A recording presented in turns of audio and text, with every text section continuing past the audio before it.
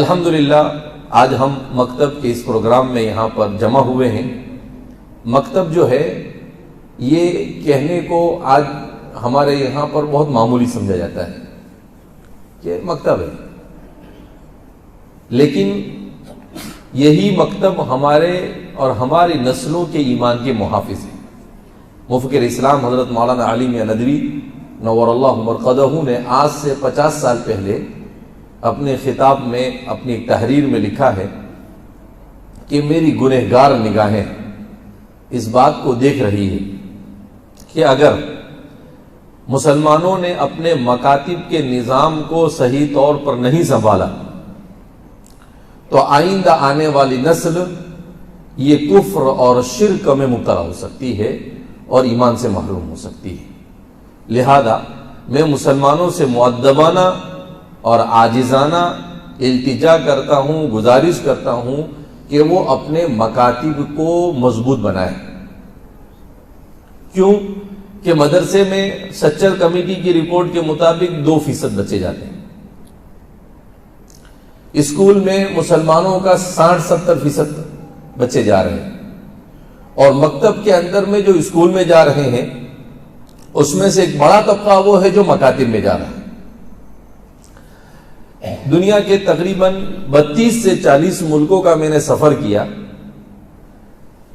اس سفر میں ایک بات سامنے آئی کہ جن لوگوں کی زبان میں قرآن نازل ہوا، عربی زبان میں، جب ان لوگوں نے بھی مکاتب اور بچوں کے اوپر محنت نہیں کی تو ان کے یہاں پر بھی گھروں میں قرآن پڑھنے والا ایک آدمی نہیں ہوتا ہے۔ آج سے 15-20 سال پہلے، 20-25 سال پہلے کی بات کہ ایک مرتبہ مکہ مکرمہ میں میں قرآن کریم کی تلاوت کر رہا تھا۔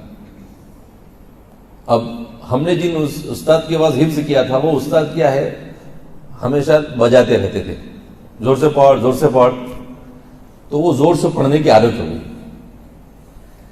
تو مولانا ابوبکر صاحب وستان ہمارے والد صاحب کے ففیزاد بھائی، تو وہ پورا دن بجا، یعنی آپ کو چین سے بیٹھنے، زور سے پڑھنے کا۔ اب وہ قرآن زور سے پڑھنے کی ایسی عادت ہو گئی کہ آہستہ پڑھنا بھی شروع کرے تو تھوڑی دیر کے بعد والیوم آٹومیٹک بڑھ جا رہا ہے، اس لیے کہ 3-4 سال تک وہی زور زور سے پڑھنے کی عادت ہو گئی۔ تو آج بھی کوشش جلدی کنٹرول میں نہیں آتا ہے، آؤٹ آف کنٹرول ہو جاتی ہے گاڑی۔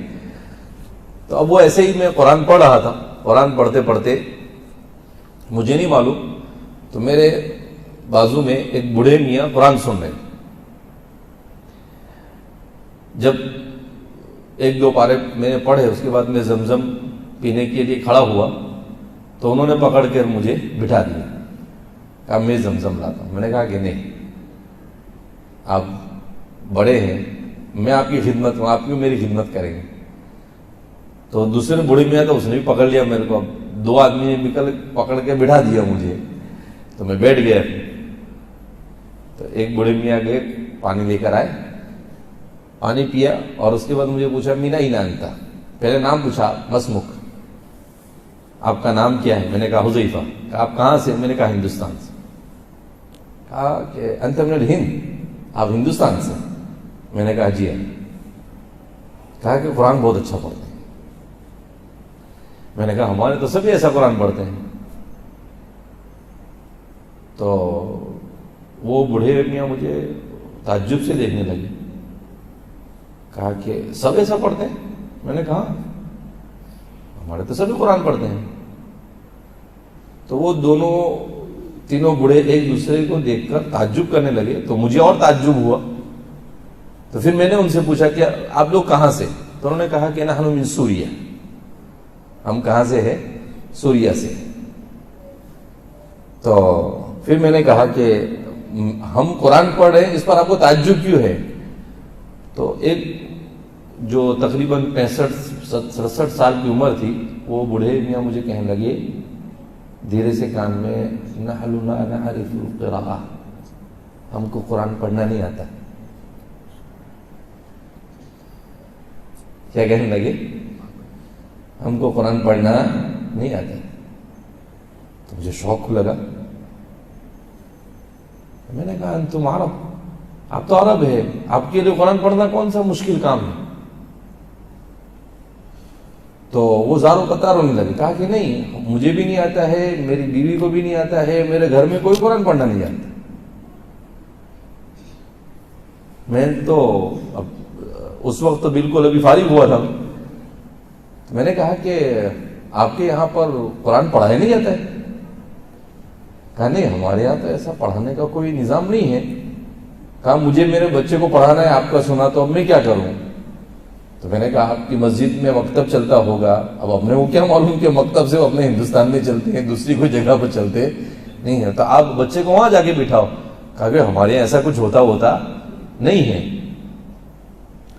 اس کے بعد میں نے ان کو بتایا کہ بھئی ہمارے یہاں مکتب کیسے چلتا ہے، مدرسہ کیسے چلتا ہے. تو وہ تعجب کرنے لگی. پھر میں نے ان سے کہا کہ سوریا کے تو بڑے بڑے علماء ہوتے ہیں. کہا کہ وہ کچھ لوگ جو عالم بن جاتے ہیں وہ بن جاتے ہیں، ورنہ عام وہاں کی حالت یہ ہے کہ اکثریت کو قرآن کی تلاوت بھی آتی نہیں. تو اس وقت مجھے قدر ہوئی ہمارے بزرگوں کی کہ اللہ جزائے خیر عطا فرما کہ یہ مکاتب کا نظام شروع کیا تو آج ہم قرآن پڑھ رہے ہیں، ورنہ وہ اہل عرب ہو کے بھی قرآن نہیں پڑھنا جانتے. وما ربک بظلام للعبید. ہم کسی پر عذاب آئے، کسی پر تکلیف آئے، اس پر ہمیں ہرگز خوشی نہیں ہے، لیکن جو یہ 90%، 95%، 100% مسلمان ہے، اس کے باوجود بھی ان کے اوپر جو یہ پریشانی آ رہی ہے، اس پریشانی کی ایک بنیادی وجہ یہ کہ انہوں نے اللہ کی کتاب کو چھوڑ دیا، انہوں نے اللہ کے دین کو چھوڑ دیا. اور جو بھی قوم مسلمان ہونے کے بعد اپنے دین سے دور ہوتی ہے تو وہ دنیا میں عذاب میں مبتلا ہوتی ہے اور آخرت کا عذاب اس سے بڑا ہوا ہے. لہذا ہمیں اپنے ان مکاتب کی قدر ہونی چاہیے، ان مکاتب کو مضبوط بنانے کی فکر ہونی چاہیے، ان مکاتب کو مؤثر بنانے کی فکر ہونی چاہیے. کیسے ہمارے مکاتب کا نظام مؤثر ہو. جیسے آج میں مکتب میں گیا تو جہاں پر مکتب کا رزلٹ اچھا لگا مجھے، وہاں پر ایک چیز مجھے نہیں اچھی لگی کہ مکتب میں بچے آئے ہیں، پڑھ رہے ہیں، لیکن 60-70% بچے ایسے ہیں کہ ان کا لباس، کوئی ٹی شرٹ پہن کر آیا ہے، کوئی پینٹ پہن کر آیا ہے، سر پر سے ٹوپی ڈال دیا. تو ماں باپ کو کم سے کم اتنی فکر ہونی چاہیے کہ بھئی بچہ مکتب جا رہا ہے تو مکتب تو کم سے کم اسلامی لباس میں جائے. مکتب میں تو کم سے کم کفنی، ٹوپی یا کم سے کم وہ جبہ پہن کر جائے کہ بھئی دین سیکھنے جا رہا ہے. ہم جب اپنے بچوں کو اسکول بھیجتے ہیں تو کیسے بھیجتے ہیں؟ بالکل ایٹی کیٹی میں بھیجتے ہیں کہ بھئی اسکول کا یونیفارم یہ ہے اور اس کو نہا کر جانا ہے، سر میں تیل لگائے گا اور خوشبو لگائے گا، تھوڑا سا بڑا ہو گیا تو پرفیوم لگانا شروع کر دے گا. تو جب دنیا کی تعلیم کی ہمارے یہاں پر اتنی اہمیت ہے تو دین تو اس سے زیادہ ضروری ہے. یہاں تو ہم کو اور اچھے سے جانا چاہیے کہ بھئی کیا اللہ کا کلام پڑھنے جا رہا ہے، کلام اللہ. حضرت اکرمہ بن ابی جہل رضی اللہ تعالی عنہ، وہ جب قرآن کریم کہیں لکھا ہوا پاتے تھے، جو پہلے تو قرآن پورا مکمل لکھا نہیں گیا تھا، تو وہ اس کو لیتے تھے اور کہتے تھے، اس کو چومتے تھے اور کہتے تھے ھذا کلام ربی، اس کو سر پر رہتے ھذا کتاب ربی. تو اللہ کے کلام کی عظمت دل میں جب کم ہو جاتی ہے تو یہ صورتحال ہوتی ہے. لہذا اس بنا پر ماں باپ کو بھی فکر مند ہونا چاہیے کہ ہمارا بچہ دنیا سیکھے نہ سیکھے مگر دین سیکھنا ضروری ہے، اس کا ایمان راسخ ہونا ضروری ہے. ہمارا بچہ موبائل میں کیا دیکھ رہا ہے اس کا بھی والدین کو علم ہونا چاہیے، ورنہ حدیث پاک میں اللہ کے رسول صلی اللہ علیہ وسلم نے ارشاد فرمایا کہ یصبح الرجل مؤمنا ویمسی کافرا، کہ آدمی صبح میں مومن ہوگا، شام کو کافر ہو جائے گا. یمسی مؤمنا ویصبح کافرا، شام کو جب چارپائی پر آیا تو مومن ہوگا اور صبح ہونے تک کافر ہو جائے گا. تو مجھے بڑا تعجب ہوتا تھا جب بخاری شریف میں روایت پڑھانے کے لیے آئی گزشتہ سال، تو میں سوچنے لگا کہ اللہ، آدمی بستر پر پڑے پڑے کیسے کافر بنے گا؟ پھر میرا ذہن گیا، میں نے کہا کہ ہاں، آدمی موبائل میں کوئی ایسی غلط چیز دیکھ لے اور پھر اسلام کے بارے میں شک اور شبے میں مبتلا ہو جائے تو بستر پر پڑے پڑے ایمان سے نکل جائے، کہ ایسا زمانہ ہے کہ ایمان سے نکل جائے گا اور آدمی کو پتہ بھی نہیں چلے گا کہ وہ ایمان سے نکلا یا نہیں نکلا۔ اس لیے میرے بھائیو، دوستو، بزرگوں، ہمیں اس بات کو سمجھنا ہے کہ سب سے اہم ترین چیز جس کے لیے مال بھی قربان کیا جا سکتا ہے، جان بھی قربان کی جا سکتی ہے، عزت بھی قربان کی جا سکتی ہے، وہ صرف اور صرف ایمان ہے۔